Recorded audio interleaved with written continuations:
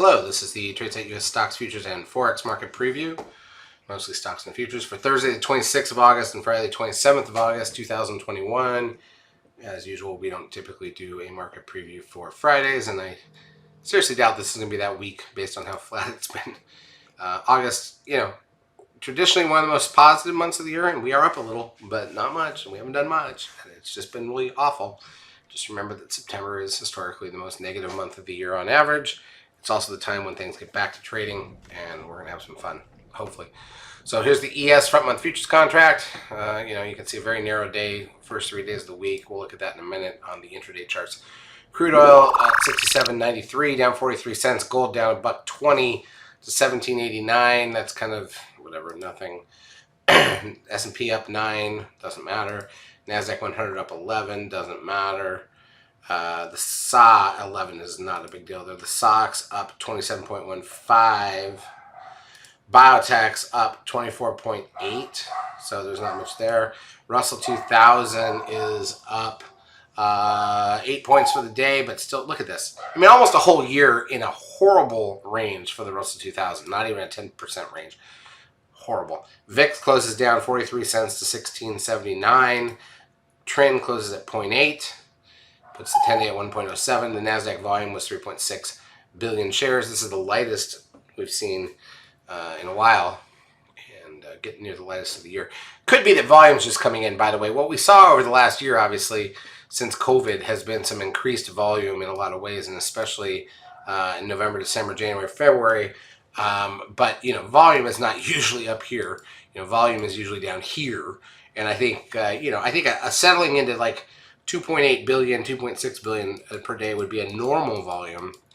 And, a lot of it's automated trading too. So we'll see what we get. Advanced client ratio on the NASDAQ, plus 602, a little bit positive. On the New York, plus 558, a little bit positive, but not much there. Google was up 1635, new closing highs.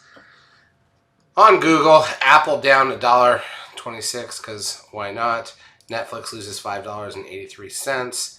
Why not? There's a 13 sell signal in place on Netflix, as we pointed out. Amazon down $6.60. Tesla up $2.71. Facebook up $2.88. Not much there. Zoom is down $2.51. Goldman Sachs up $4.56. That's near all-time highs on Goldman Sachs. TLT, the 20-year bond ETF, down $1.24.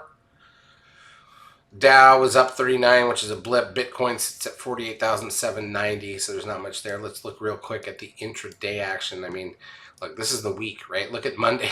Look at Monday, gap up, and then just a little push, and then dead flat, dead flat, dead flat, dead flat. I mean, there's nothing until late, so there's just nothing here. I mean, this has just been absolutely horrific. I don't want to even focus on it. I don't expect much here.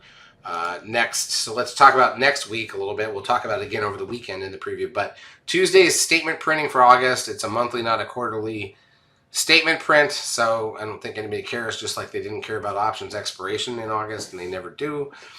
Next week is a full week.